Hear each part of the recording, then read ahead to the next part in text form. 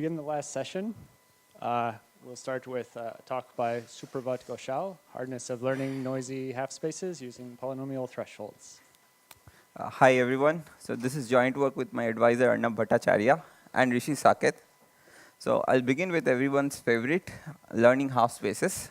So the inputs are point level pairs xi, yi's, where xi's are m-dimensional real vectors and yi's are labels which are +1 or -1. And the objective is to find a half space which satisfies the maximum fraction of these point level constraints. Here each point level constraint insists that the sign of the evaluation of the half space on the point xi should match the corresponding label yi. Now, here are a couple of things that we understand about this problem. If the instance is linearly separable, then one can find such a separating hyperplane efficiently using linear programming.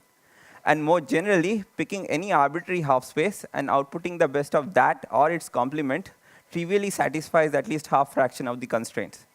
And as it turns out, this trivial half approximation is really the best one can hope for in terms of efficient algorithms, as shown by Feldman et al. And Guruswamy Raghavendra.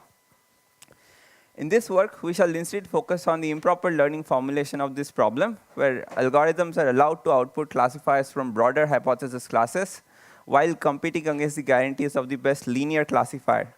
This broader hypothesis class could be polynomial threshold functions, or it could be intersections of half spaces, amongst other things. Here we shall be looking at polynomial threshold functions.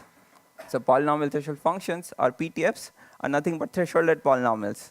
So in particular, we shall say a function f is a degree d polynomial threshold function if f is equal to sine of p for some degree d polynomial p. Now, these are interesting and important objects which are studied in several subfields, such as learning theory, pseudo-randomness, complexity theory, to name a few. And they are also useful in practice where they can be implemented efficiently using polynomial kernels. But leaving all that aside, the question that we really interest ourselves in is that is there an efficient way to learn half spaces using polynomial threshold functions? Now, before this work, we knew of two partial negative answers to this question. Diakonikolas and others showed that it is NP hard to distinguish between the case where there exists a half space which gets 1 minus epsilon fraction of points correct, from the case where no PTF of degree at most 2 can get more than half plus epsilon fraction of points correct. On the other hand, Danieli in 2016 gave average case hardness results for the same problem with stronger guarantees but under a different assumption. He showed that unless there exist polynomial time algorithms for strongly refuting random k XOR formulas, there does not exist polynomial time algorithms which can distinguish between the following two cases. In the yes case, there again exists a half space which gets 1 minus epsilon fraction of points correct.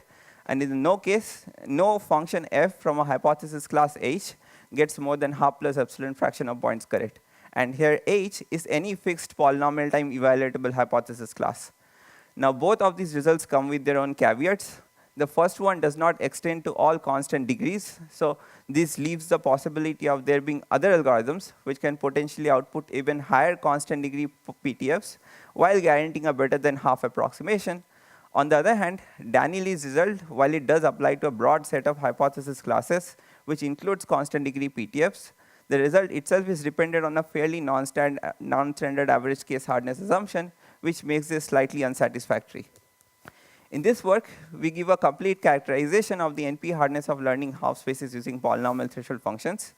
We show that it is NP hard to distinguish between the case where there exists a half space which classifies 1 minus epsilon fraction of points correctly, from the case where no polynomial threshold function of degree at most d can classify more than half plus epsilon fraction of points correctly. And this holds for all constants epsilon greater than 0 and all constant degrees d. Note that this is a significant improvement for this problem from the previous best known result, which was only applicable for degrees up to 2, whereas ours holds for all constant degrees. Our reduction is from the well-known label cover problem, which was briefly mentioned in Johan's talk yesterday. So this is essentially a constraint satisfaction problem. Here, the edges are constraints, and as always, the objective is to find a labeling for these vertices so that the maximum fraction of these edge constraints are satisfied.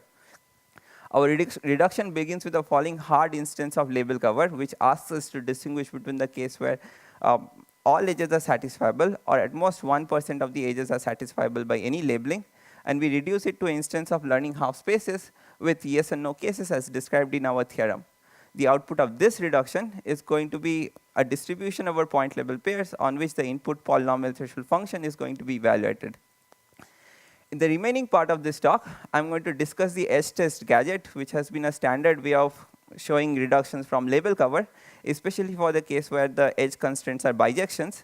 And we will see why the basic kind of edge test used in previous reductions fails to work in our setting.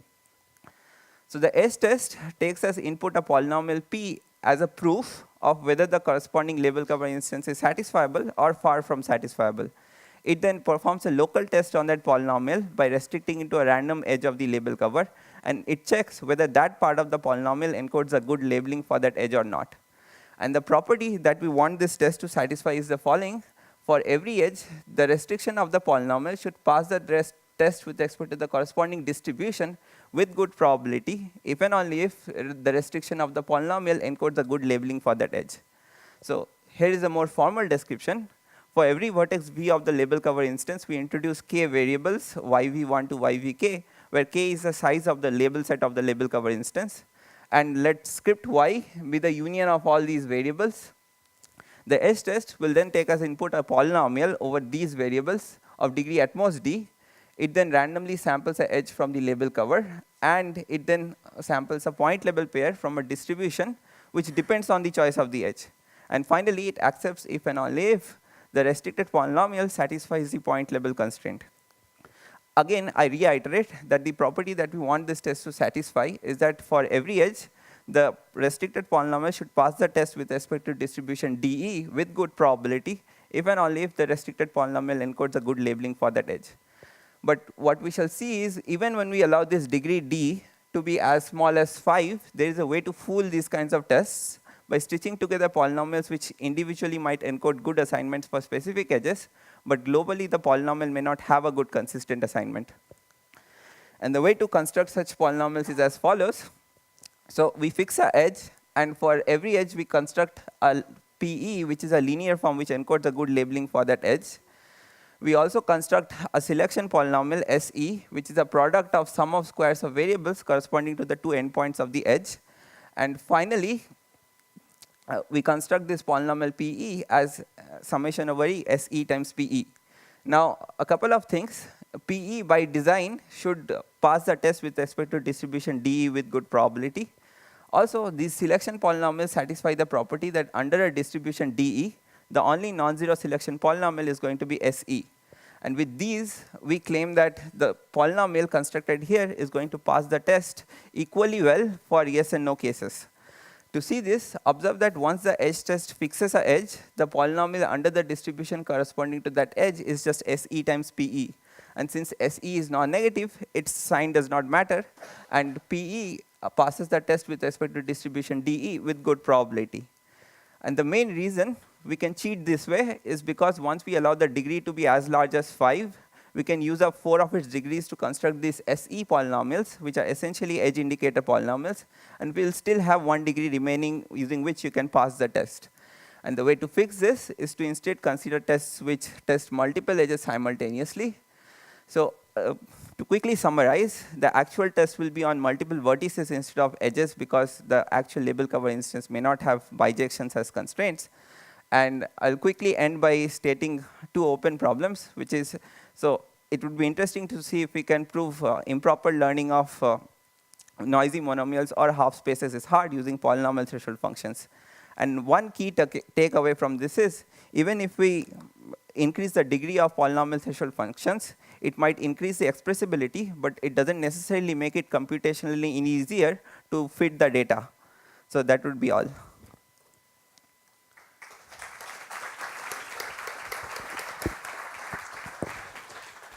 So we have time for questions. Yeah.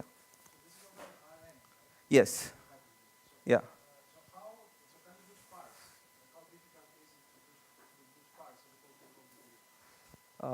That's a different regime. Yeah, we have thought about this, but we don't have anything on this right now. Yeah.